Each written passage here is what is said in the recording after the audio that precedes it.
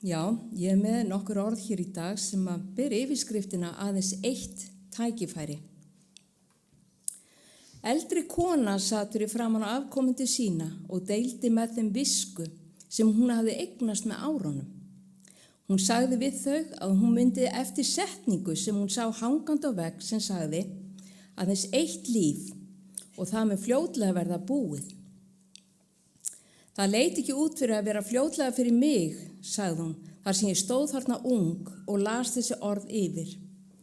En ég skildi ekki þessi orð þá. En eftir því sem árin hafa liðið, þá hef ég skilið að lífið er stutt, mjög stutt. Og það líður hratt. Og það sem þú gerir, það gerir þú. Það sem þú hefur skrifað, það hefur þú skrifað. Þú getur ekki breytt því. Ég hélt að ég hefði meira en eitt líf til að lifa.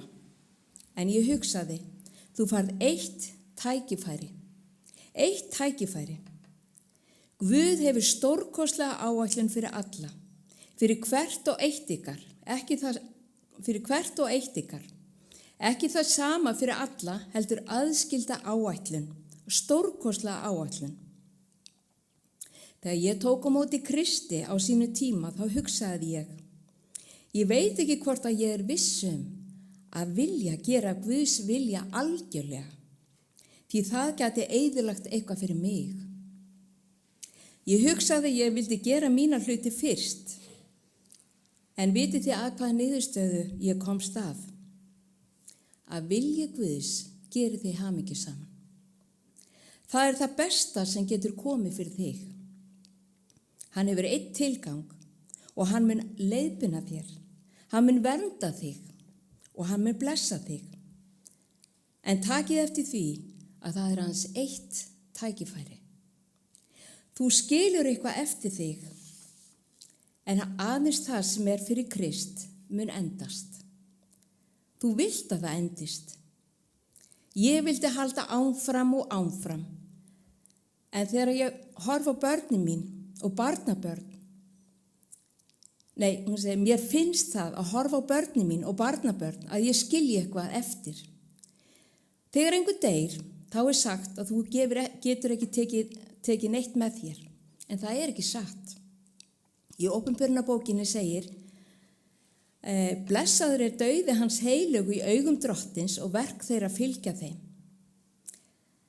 Svo það sem þú gerir í þessu lífi mun fylgja þér. Það mun fylgja þér til himins. Bæði verk þín og hugsanir. Og það undursamlegasta sem gæti komið fyrir þig er að þú vilji gera Guðs vilja. Spurðu, drottinn, hvað viltu að ég geri fyrir þig? Og ég skal segja þér hvernig þú veist hvað er Guðs vilji. Heiðrar það hann? Þegar þú tekur ákvarðanir, spurðu þá, mun það heiðra drottinn? Mun það færa dýrð nafni hans eða mun það valda honum vonbrigðum? En ef þú lifir með þetta sjónarhorn, þá mun Guð blessa þig. Þegar mörg ár eftir framundan og alls konar hluti muni gerast, góðir og slæmir heldur hún áfram að deila með fólki sínu. En þegar þú tilheyrir honum, skildu þá alla hluti eftir í höndum drottins. Þú heldur í hans voldugu hendi, þá heldur hans voldugu hendi yfir þér. Aðeins eitt tækifæri og það mun brátt verða búið. Aðeins það sem gert er fyrir drottinn mun endast. Þetta yndislega orð hjá gamalli konu að deila þessu með fólkinu sínu áður en að hún færi frá þessu jarðríki. En við skulum syngja saman, vinir, akkurat sálminn, hjarta mér.